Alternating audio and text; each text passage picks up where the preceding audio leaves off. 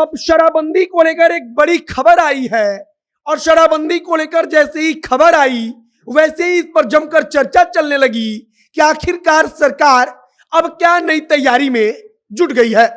दरअसल सरकार की तरफ से जो आधार कार्ड को जो संस्था देखती है उसको एक पत्र लिखा गया था।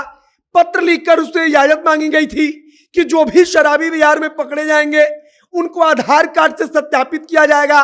और इससे होगा क्या, तो उससे होगा यह कि पहली बार अगर कोई शराबी पकड़ा जाएगा तब उसके घर पर पोस्टर लगाकर और जुर्माना लेकर छोड़ दिया जाएगा।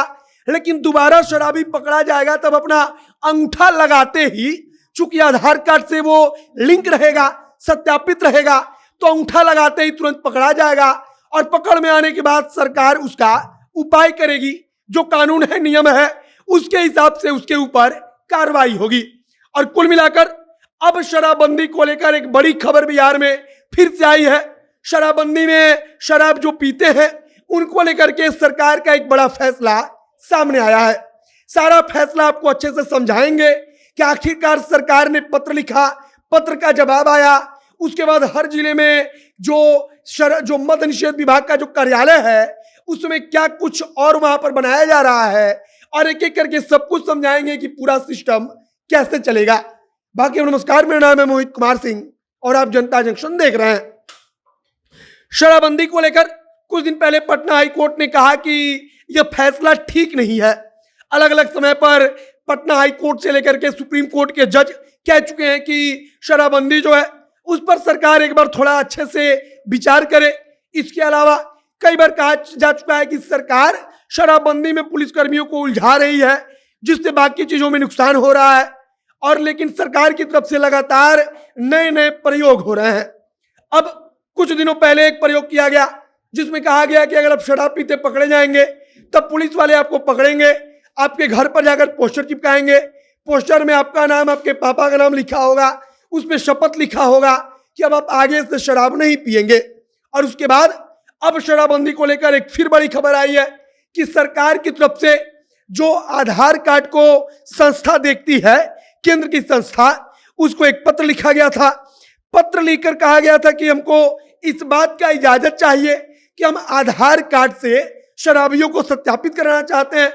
इसका मतलब कि अगर आप मान लीजिए शराब पीते हुए पकड़ लिए गए तब सरकार आपका अंगूठा लेगी, आपको आधार कार्ड से लिंक करवा देगी, जिससे आपका डेटा बन जाएगा कि अब व्यक्ति पहली बार बिहार में शराब पीते पकड़ा गया।